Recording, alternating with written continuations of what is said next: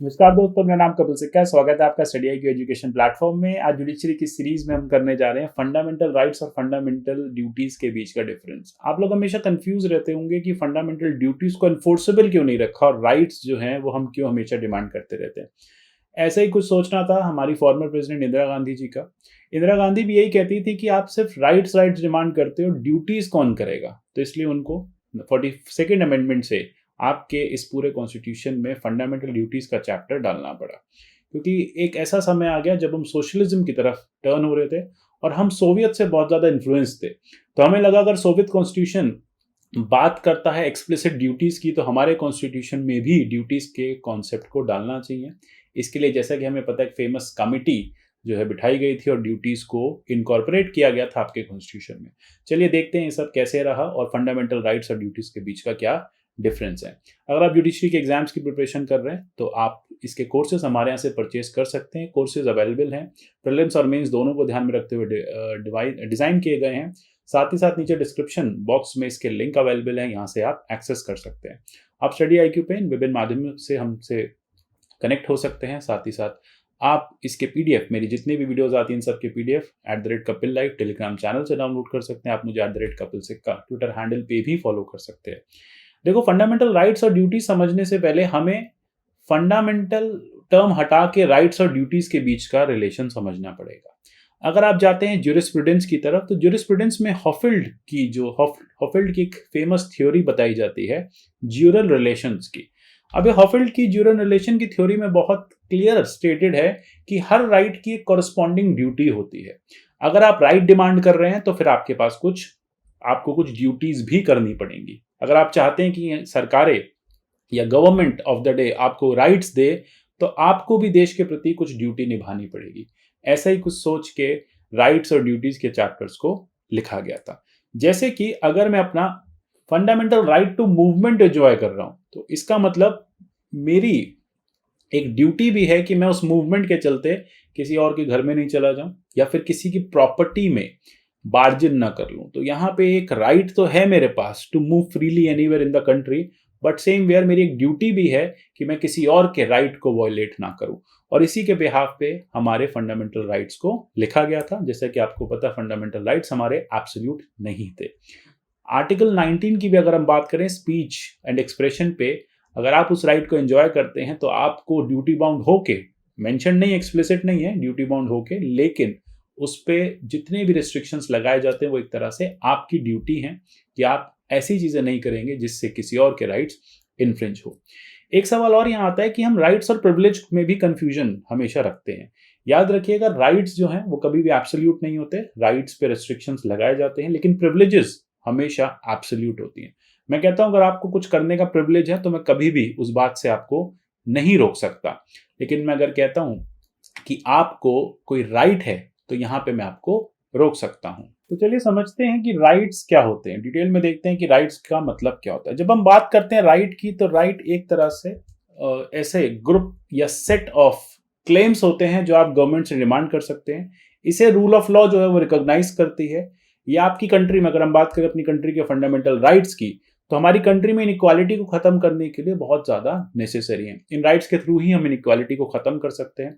साथ ही साथ ये राइट हमें फ्रीडम ऑफ स्पीच और एक्सप्रेशन भी गारंटी करते हैं, डेमोक्रेसी हमें एंजॉय करने देते हैं, और राइट्स हमें वो एक लाइफ इंश्योर करते हैं जो एक फॉर्मिडेबल लाइफ का तरीका हो। यानी सिर्फ एनिमलिस्टिक टेंडेंसीज पे नहीं जीना है, सिर्फ एनिमलिस्टिक पैटर्न पे नहीं जीना है। Right to life with dignity है, right to life with equality है, फ्रीडम टू रिलीजन है। तो ये सारे चीजें जो हैं वो आपको राइट्स इंश्योर करते हैं। ये राइट्स का जो चैप्टर है आपके कॉन्स्टिट्यूशन में इसलिए रखा गया था जिससे सोशो इकोनॉमिक इनइक्वालिटीज को मिनिमाइज किया जा सके। जितनी भी इनइक्वालिटीज हैं देश में, असमानताएं हैं, उन्हें फंडामेंटल राइट्स के थ्रू कम करने की कोशिश की गई है। अगर हम बात करें कॉन्स्टिट्यूएंट असेंबली की डिबेट की, तो अंबेडकर का ये मानना था कि फंडामेंटल राइट्स जो है वो नेसेसरी कॉम्पोनेंट है।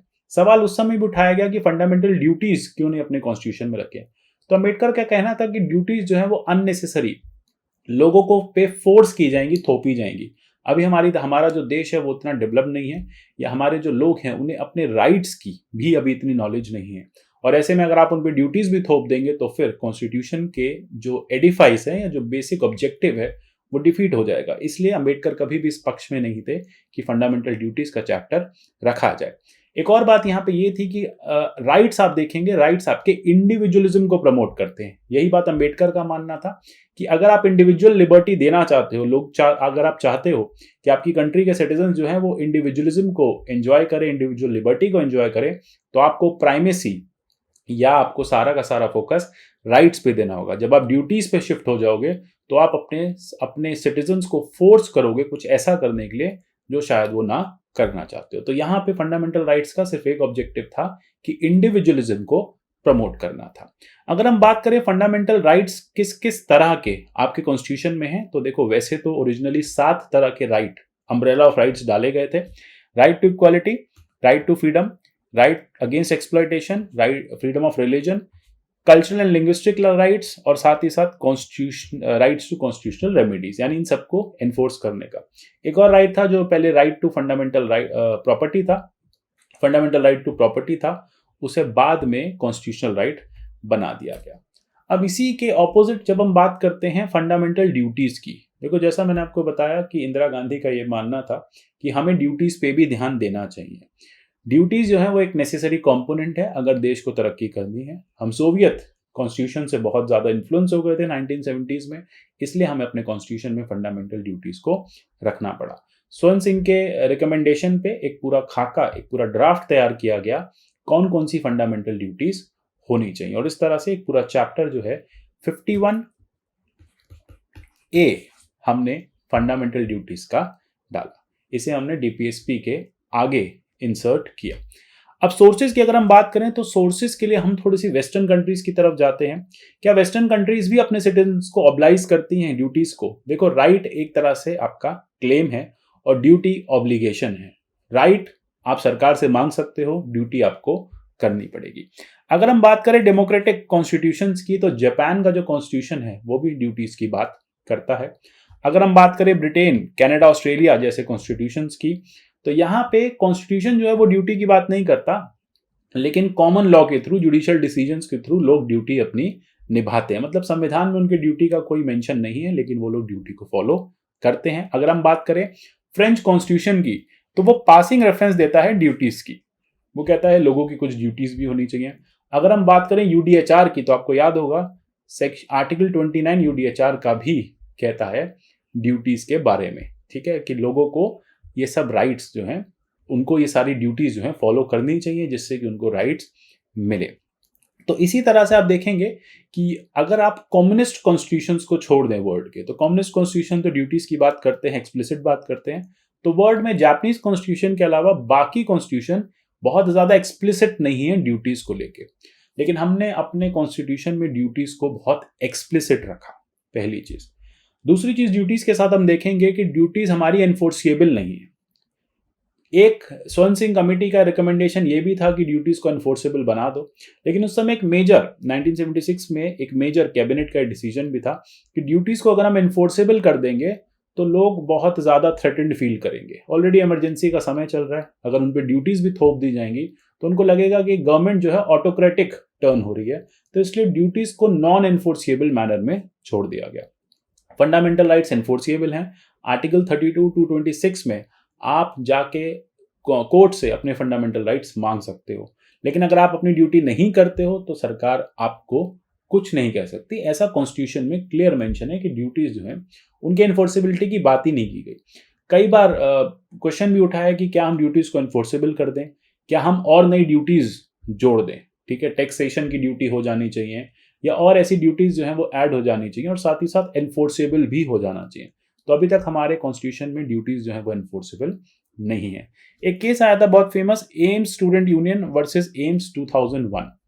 यहां पे सुप्रीम कोर्ट ने पहली बार ये बताया कि फंडामेंटल ड्यूटीज और फंडामेंटल राइट्स के बीच में क्या डिफरेंस है। फंडामेंटल ड्यूटीज क्यों बहुत ज्यादा हम एनफोर्सेबिलिटी की बात नहीं करते और फंडामेंटल राइट्स एकदम से एनफोर्सेबल हैं।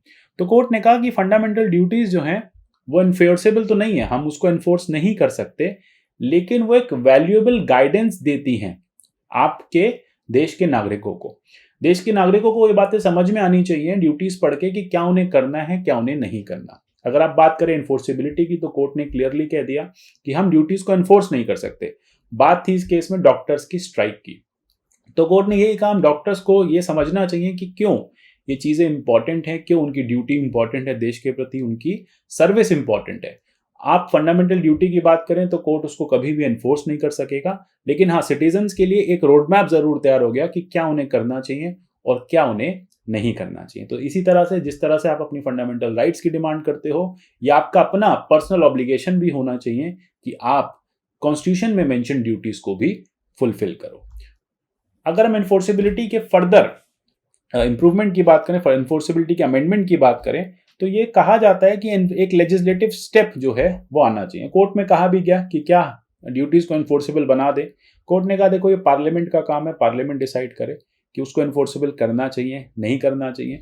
साथ ही साथ एक मुद्दा कई बार ये भी रहता है कि और कौन कौन सी ड्यूटीज को ऐड कर दें, तो ये भी देखा गया है कि नई ड्यूटीज को भी ऐड करने की डिमांड कई बार की गई है, जैसे कि duty to pay taxes, duty not to indulge in corruption, duty to remain ethical towards work. ऐसी ड्यूटीज भी कई बार चर्चा में आती हैं कि आपको अपने संविधान में ऐड करनी चाहिए, क्योंकि ड्यूटीज वही लोग, और साथ साथ कई बार यह भी कहा जाता है कि कोरिलेशन बना दो कि जो इंसान अपनी ड्यूटी करेगा वही अपने राइट्स को एंजॉय कर पाएगा। तो आशा करता हूं इस तरह के टॉपिक्स आपको अच्छे लगते होंगे। जुडिशरी के इस तरह के टॉपिक्स हम और लाएंगे। आप इस चैनल से जुड़े रहिए, वीडियोस को लाइक कीजिए, पीडीएफ को डाउनलोड करते रहिए। मिलेंगे अगले सेशन में, तब तक के लिए goodbye, take care and God bless you all.